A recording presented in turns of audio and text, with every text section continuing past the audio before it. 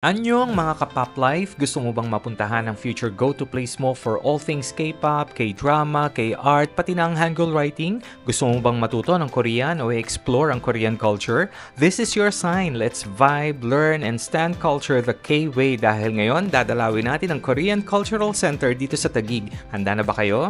Gaja! Dito lang yan sa Gala-Gala, sarap-sarap!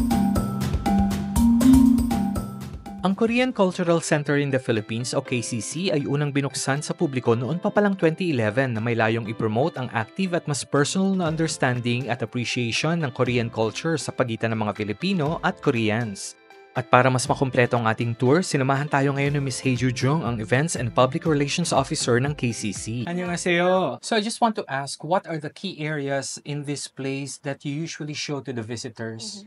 When we have the visitors from outside, we show the first floor, which is the permanent exhibit, the mezzanine, which has our library, and then we go to the second floor. We have the classrooms for our culture classes and the language classes, but we also have a permanent exhibition of Malakas at Maganda, which is painted in the Korean style.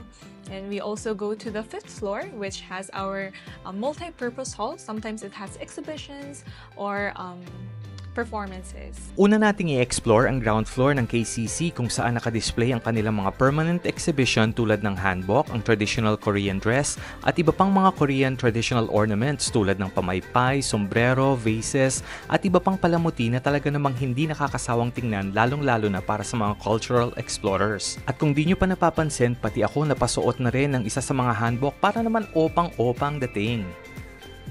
Dito rin sa first floor nakadisplay ang kanilang Hangul o ang Korean writing system kasama ang chronological history nito. O diba, very informative at educational pa. At akalain nyo, may interactive activity rin sila dito kung saan pwede mong i-translate ang pangalan mo from English alphabet to Korean o Hangul version nito. Pwede mo itong i-print kasama ang pagpapapicture para naman kompleto ang remembrance. Libre lahat yan! Sa mezzanine floor naman kung saan nandoon ang kanilang library ay makikita ang iba't ibang collections ng Korean literature tulad ng Korean novels na translated sa English, pati na rin ang iba't ibang babasahin at research materials tungkol sa Korean culture. Malawak din ang collection nila ng K-pop albums dito, pati na ang K-movies at K-drama na pwede mong mapakinggan at mapanood dito mismo sa kanilang library. O diba, san ka pa? Sa second floor naman nandoon ang kanilang mga classrooms kung saan pwede mag-aral ng libre ang kahit na sino tulad ng language, culture, traditional dance, cuisine, at ng Korean martial arts na Taekwondo. Ang kanilang mga classes ay tumatagal ng 3 months at randomly selected ang mga nag-a-apply dito through their social media. At jump naman tayo pataas dahil nasa 5th floor na isang multipurpose hall ang kanilang current exhibition na Lights of Korea featuring ang mga Jinju silk lanterns na tatagal hanggang July 31. Napaka-colorful at napakagaganda naman talaga tingnan ng iba't ibang lanterns na insta-perfect pag pinost mo sa social media.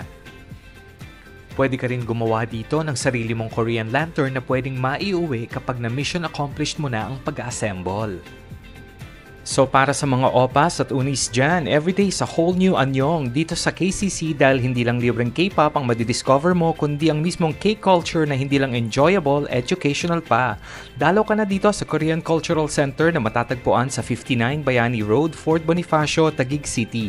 Bukas sila from 9 a.m. to 4 p.m. Mondays to Fridays at 10 a.m. to 4 p.m. naman tuwing Sabado. No reservations needed. Hanggang sa susunod nating exploration mga ka-GGSS dito lang sa Pop Life. Kamsahamnida!